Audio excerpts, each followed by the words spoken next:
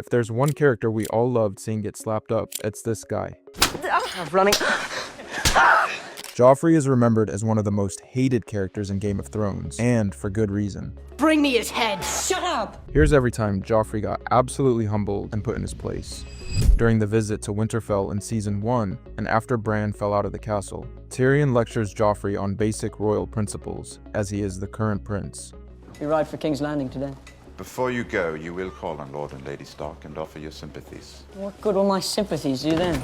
Now, as we all know, Joffrey's a spoiled little brat with little to no empathy for others. Tyrion reminds him, however, that it's his duty to do so. None, but it is expected of you. Your absence has already been noted. Boy means nothing to me. Oh, I can't stand the wailing of women. This is one of our first real impressions of Joffrey. We're just starting to see how he views his own role as prince. So even with how little we know about him at this point, watching him get put in his place here is rewarding enough on its own. One word, and I hit you again. I'm telling Mother. Go, tell her. But first you will get to Lord and Lady Stark, and you will fall on your knees in front of them and tell them how very sorry you are. Do you understand? You can't. Do you understand? I mean, it's kind of funny how early the parameters around Joffrey's relationship with Tyrion are established, and also his dependency on Cersei. Nevertheless, this scene serves as a great introduction to Joffrey as a character and to how he's going to get put in his place in the coming seasons. On the way south from Winterfell, Joffrey starts bullying Micah, a butcher's boy, for the crime of sparring with Arya. It's an early look at how much he enjoys throwing his weight around. Punishing someone with no power to fight back is basically the whole appeal for him. Arya steps in to stop him. Joffrey turns his sword on her instead. That's when Nymeria sinks her teeth into his arm and drops him screaming to the ground. Filthy little bitch. I'll gut you, you little cunt. No.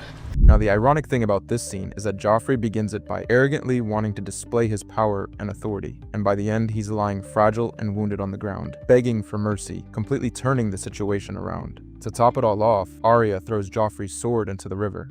The aftermath is perhaps even more humbling for Joffrey than the bite itself. As Ned and Robert gather their children to hear their stories, more and more information comes to light. And the more Joffrey's and Arya's stories contradict each other, the more obvious one thing becomes to Robert. Joffrey claims Arya attacked him without provocation. Arya tells the truth, and Sansa, desperate not to get either of them in trouble, and probably still holding on to some idea of Joffrey as her prince, backs Joffrey's version, or at least refuses to contradict it. So you've got two kids' word against one, and Robert still doesn't buy it. You let that little girl disarm you. The disappointment and shame in Robert's voice is enough to let everyone in that room know exactly how humbling this is for Joffrey. This isn't just a father annoyed at his son. This is Robert Baratheon, a man who won a kingdom with a war hammer, realizing his heir can't hold his own against a 9-year-old girl. And Joffrey is visibly afflicted by it. He doesn't talk back, he doesn't defend himself further, he just stands there and takes it, which for a character who spent the whole episode throwing his weight around is its own kind of defeat. We're jumping ahead now into Season 2, and if you thought Joffrey learned anything from getting humiliated as a kid, you'd be wrong. Being crowned king only made him worse. The king can do as he likes. At the construction site for his new throne room, Joffrey and Cersei are talking about the war that's broken out since Ned's execution. Jaime's been captured by the Starks, and rumors about Jaime and Cersei start coming up in the conversation. So, naturally, Joffrey doesn't let it go. He asks his mother if Robert ever fathered bastards of his own. Father had other children, besides me and Tommen and Marcella. A jab clearly meant to get under her skin, and one that gets a little too close to the secret about his own father that Cersei spent his whole life burying. That's the moment she snaps. The one person who's covered for this kid his entire life, lying about who his real father is, smoothing over every tantrum and making every problem disappear. She just slaps him across the face in front of everyone. I'm asking if he f***ed other women when he grew tired of you. How many bastards does he have running? And that's what makes this one hit different. This isn't Ned Stark or some random lord putting him in his place. This is his own mother, the one person who's never held him accountable for anything in his life. If even Cersei's done making excuses for you, that says something. So Cersei's slap didn't exactly teach him anything, because it's not long after that Joffrey finds a new way to embarrass himself. Joffrey has Sansa dragged out and stripped down and beaten, not because she's done anything herself, but because her brother Robb keeps winning battles against the crown. Robb isn't there to punish those, so Joffrey decides Sansa will do instead. The whole point is to send Robb a message. Killing you would send your brother a message, hurt his sister enough, and maybe word gets back to him on the battlefield that there are consequences for winning, so Joffrey calls her a traitor's blood and makes an example out of her for a war she has nothing to do with. Then Tyrion walks in mid-beating, and the second Joffrey spots him, something in his face completely changes. All that arrogance drains out instantly and gets replaced with something closer to panic, because out of everyone in that room, Tyrion's one of the only people who's ever actually stood up to him and called him out, and now he's Hand of the King, which means he's got the actual authority to back it up. Instead of hitting him this time, Tyrion just tears into him with words. Right there in front of the whole room, he calls off the guards, overrules Joffrey's orders on the spot, and humiliates him without laying a single hand on him. Tyrion doesn't need to touch him to put him in his place. He proves to everyone watching that Joffrey's orders don't actually mean anything the second someone with real power decides to override them. You should not fight her brother's battle, you half-wit. Can't talk to me like that. The king can do as he likes. I'm not threatening the king, sir. I am educating my nephew. The Mad King did as he liked. Has your Uncle Jaime ever told you what happened to him? After seeing Myrcella off at the docks, the royal party heads back through the city on foot, and the city isn't in a forgiving mood. People are starving because the wars cut off food supplies to the capital. Please, your grace, we're hungry! So as Joffrey walks past them, they start begging for bread. Some throw in sarcastic jeers too, mockingly cheering, "Go hail the king!" Then, someone throws a handful of cow dung and it hits him square in the face. And honestly, after everything we've seen from him so far, it's hard not to enjoy this one a little. Instead of just moving on, Joffrey loses it completely. He orders his guards to kill everyone in the crowd. Find who did that and bring him to me! And this is really where you start to see how Joffrey actually thinks. To him, being king isn't a responsibility, it's a justification. If he's humiliated, he gets to order deaths and call it justice. If people are starving, that's not his failure as a ruler. That's disrespect he's entitled to punish. The crown isn't something he has to live up to. It's an excuse that lets him do whatever he wants and never actually answer for it. That single decision is what actually starts the riot. Chaos breaks out instantly. The High Septon gets torn apart by the mob. Sansa nearly gets dragged off and assaulted. And the same king who was screaming for execution seconds ago is now visibly terrified, hiding behind the Hound as he cuts a path through the crowd just to get them back to the Red Keep alive. But Joffrey doesn't get to just walk away from this one either. Once they're safe, Tyrion corners him and absolutely tears into him. You can't insult me! We've had vicious kings, and we've had idiot kings, but I don't know if we've ever been cursed with a vicious idiot for a king. You can't! I can, I am! They attacked me! They threw a cow pie at you, so you decide to kill them all! They're starving, you fool! Joffrey tries pulling rank, reminding Tyrion he's talking to a king, like the title alone should end the conversation. Tyrion doesn't care. He slaps him again, right across the face, and honestly, at this point, you're kind of rooting for it. You're talking to a king! And now I've struck a king. Did my hand fall from my wrist? So this one isn't really about the riot itself. It's about the fact that Joffrey thinks the crown makes him untouchable, and the only person in the room who disagrees is his own uncle. Now this next one isn't as dramatic, but the all-round irony and sarcasm in it, and how Joffrey humbles himself, is overall pretty enjoyable. As King's Landing is preparing for the battle against Stannis, the royal family are also facing defeat against Robb Stark and the Northerners. Tyrion, Varys, and Joffrey take a walk through the city and discuss these upcoming events. Joffrey wants to focus their forces on Robb's army, but Tyrion has to remind Joffrey of the current situation. My dear nephew, you do see these men preparing the walls for siege. You do understand Stannis Baratheon sails this way? This scene is already laughable when you realize how Tyrion talks to Joffrey as if he doesn't understand anything. If my uncle Stannis lands on the shores of King's Landing, I'll ride out to greet him. A brave choice, your grace. I'm sure your men will line up behind you. This part gives us a subtle insight into the character of Joffrey. He's obviously someone with a lot of talk and no follow-through, something we'll see play out for real during the Battle of Blackwater. First you get Joffrey's confident statements, then Tyrion's response, which is technically respectful, but everything about his tone and body language says the opposite. He has zero faith in Joffrey's leadership, and zero faith he's winning this war on his own. They say Stannis never smiles. I'll give him a red smile from ear to ear. Imagine Stannis' terror. I am trying. And that right there is basically the whole relationship between these three men summed up in a couple of lines. Joffrey thinks he just said something intimidating. Tyrion and Varys can barely keep a straight face. He's standing right there, and he doesn't even realize he's the joke.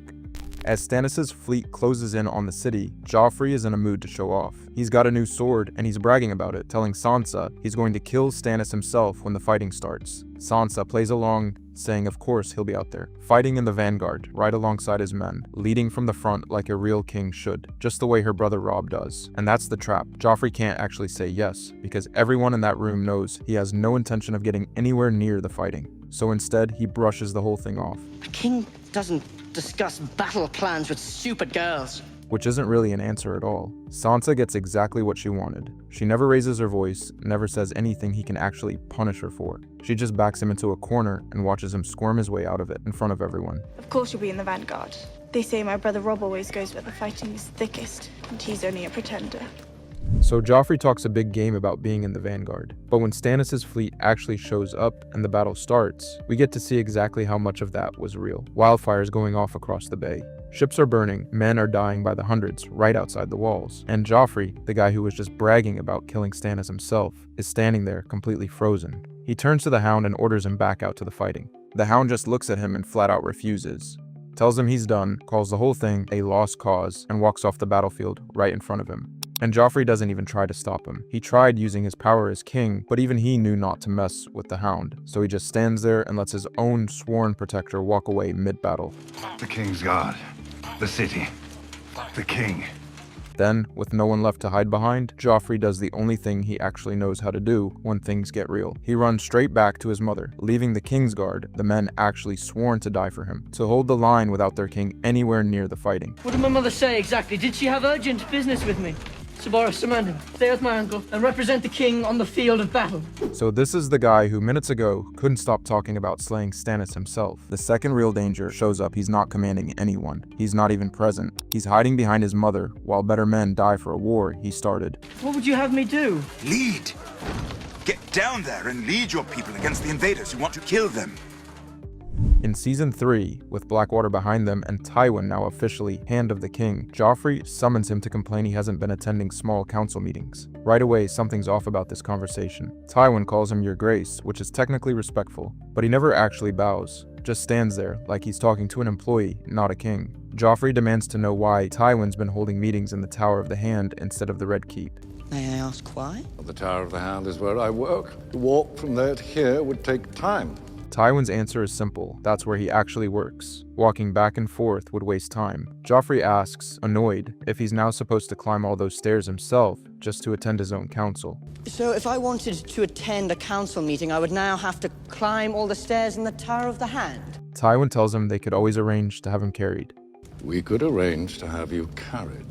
Not quite an insult you can call out directly, but the implication sits in the air. Then Joffrey brings up something real. Rumors of a Targaryen girl in the east with dragons. A decent instinct, actually. But Tywin brushes it off completely. Talks about dragon skulls the size of carriages that used to sit in that very room.